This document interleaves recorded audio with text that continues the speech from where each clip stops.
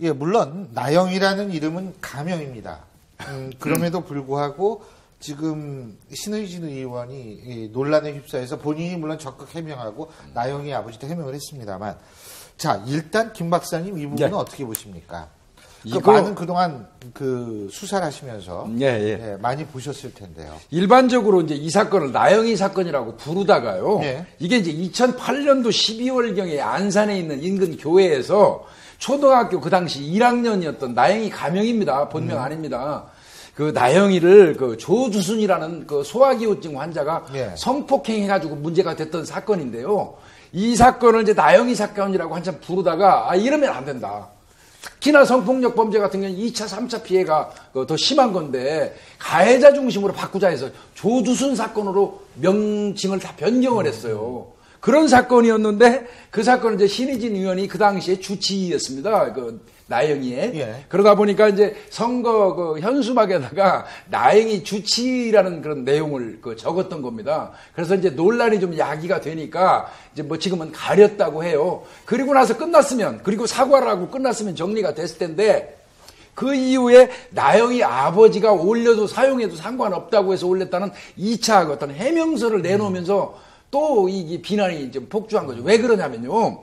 국가라든지 경찰이건 사법기관에서 아까 말씀드린 것처럼 성폭력 피해 2차, 3차 피해를 막고자 피해자 중심에서 가해자 중심으로 이동하자는 것은 신의준 의원이 누구보다 더 잘 알잖아요. 그럼에도 불구하고 아버지가 서로 승인한다고 하더라도 앞장서서 안 했어야 될 입장인데 그거를 해명이라고 내놓으니까 비난이 가중된 것이죠. 제가 김 박사님께 이렇게 여쭤보겠습니다. 예. 그러면 조두순 사건 피해자 주치의라고 하면 괜찮나요?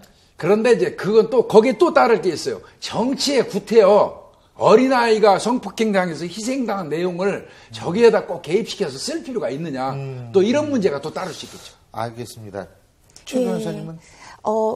그러니까 어떤 의도로 저런 걸 쓰셨는지는 알겠어요. 그러니까 본인이 이제 아동에 관해서 관심이 많고 그 부분을 좀 더 전문적으로 하고 싶다라는 그런 마음이신 건 알겠는데, 저도 그 박사님 말씀에 어느 정도 동의를 하고요. 본인이 일단 기본적으로 거기에 전문가라고 했는데 그런 피해가 있는 거에 대해서도 좀 생각을 했어야 되는데요. 저는 이제 저 상대 쪽 변호사가 있어요. 지금 시민단체의 변호사가 또 주장하는 것이 뭐냐면 신의주 의원 같은 경우에는 다른 사건에서도 아이들의 관련 아까 질문하셨잖아요. 그러면은 조두순 사건의 피해자 주치라고 하는 건 괜찮느냐? 저는 그 부분까지는 괜찮다고 생각을 합니다. 왜냐하면 구체적인 내용이 없기 때문에. 하지만 신의주 의원 같은 경우에는 예전에 기본적으로 의사시고요. 그러면 비밀 같은 것들이 어느 정도 유지돼야 된다는 걸 아실 거예요, 본인이. 그런데 치료한 것들에 대해서 그림 같은 것들을, 그러니까 이거는 상대편 변호사의 주장이기 때문에 제가 사실관계는 아직 파악하지 못했습니다만 언론사에 발표된 그 주장에 따르면 그런 그림에 대해서 적절한 동의 조치 없이 언론에 공개를 했다는 겁니다. 그래서 그런 부분에 대해서도 만약에 사실이라면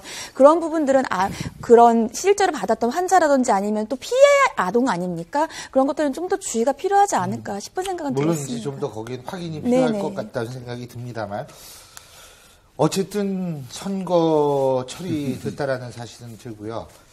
기분이 썩 깨끗하지는 못할 것 같습니다.